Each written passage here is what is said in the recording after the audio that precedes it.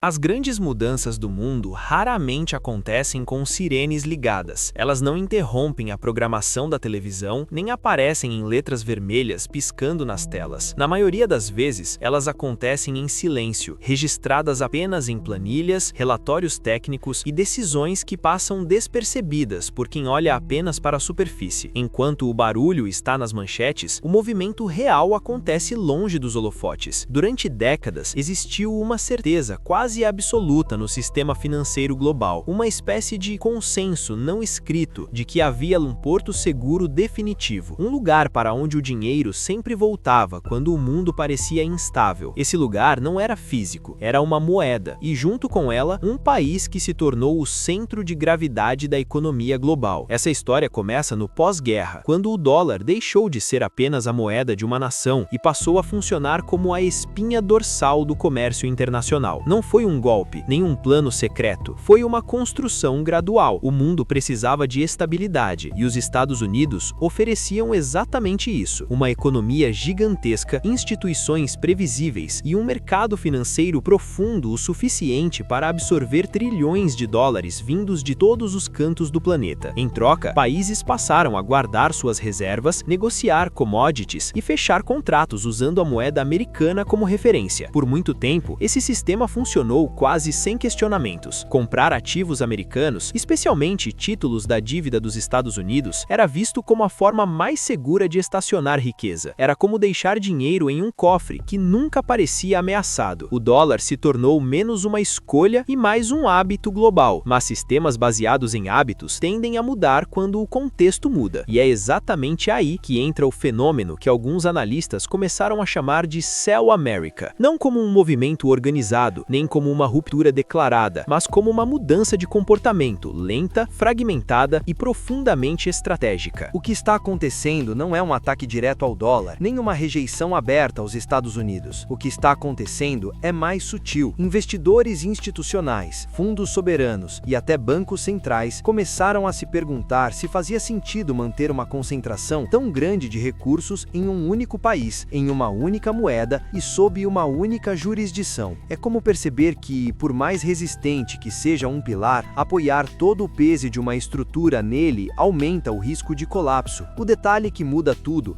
é que esse movimento não aparece de forma clara em um único gráfico ou anúncio oficial. Ele se manifesta em pequenas decisões acumuladas, uma redução aqui, uma diversificação ali, uma preferência crescente por outros ativos, ouro, outras moedas fortes, investimentos produtivos em diferentes regiões. Isoladamente, cada decisão parece técnica. Juntas, elas formam um padrão. E o padrão é este: o mundo está tentando reduzir dependências excessivas, não por medo imediato, mas por prudência estratégica. A dívida pública americana cresceu de forma acelerada, as disputas políticas internas se tornaram mais imprevisíveis e o uso do sistema financeiro como ferramenta geopolítica passou a ser visto com mais atenção por outros países. Quando sanções econômicas congelam reservas ou limitam transações, a mensagem que fica é clara: segurança financeira também é uma questão de soberania. Isso não significa que os ativos americanos tenham deixado de ser relevantes ou seguros da noite para o dia. Longe disso, o mercado financeiro dos Estados Unidos continua sendo o mais líquido e profundo do mundo. Mas segurança não é um conceito absoluto. Ela depende de comparação. Se outras opções passam a oferecer proteção semelhante, com menor risco político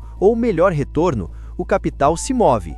Não por ideologia, mas por lógica. O Sell America não é uma fuga em massa, é um ajuste fino, uma reavaliação silenciosa do custo de oportunidade. Manter grandes volumes de recursos em ativos que rendem pouco, enquanto outros investimentos oferecem melhor proteção contra a inflação, volatilidade ou choques geopolíticos, deixa de ser uma escolha automática.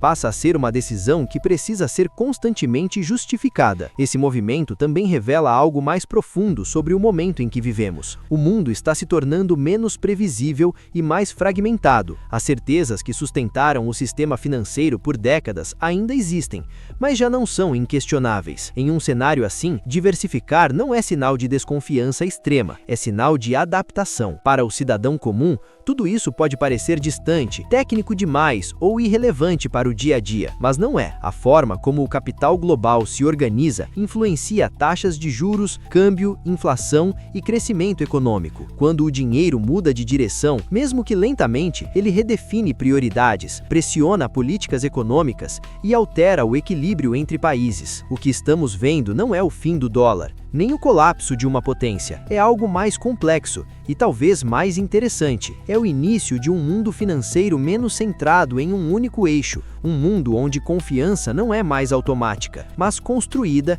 e revisada continuamente, onde até os pilares mais sólidos são avaliados não pelo passado que tiveram, mas pelo futuro que oferecem. No fundo, o fenômeno Sell America é menos sobre vender e mais sobre escolher onde alocar recursos, riscos e expectativas em um cenário global em transformação. Ele mostra que o dinheiro, quando realmente importa, se move em silêncio, guiado não por manchetes, mas por leituras frias da realidade. A pergunta que fica não é se o dólar vai perder seu lugar amanhã. A pergunta é outra. Em um mundo cada vez mais multipolar, quais serão os novos critérios de confiança? E quando até os grandes jogadores começam a redesenhar suas estratégias, o que isso diz sobre a forma como nós, individualmente, lidamos com segurança, risco e futuro? Talvez a engrenagem invisível que está girando agora não esteja derrubando o sistema antigo, mas preparando o terreno para algo diferente. E como sempre acontece na história do dinheiro, só depois de algum tempo é que percebemos que aquela mudança silenciosa foi de fato revolucionária.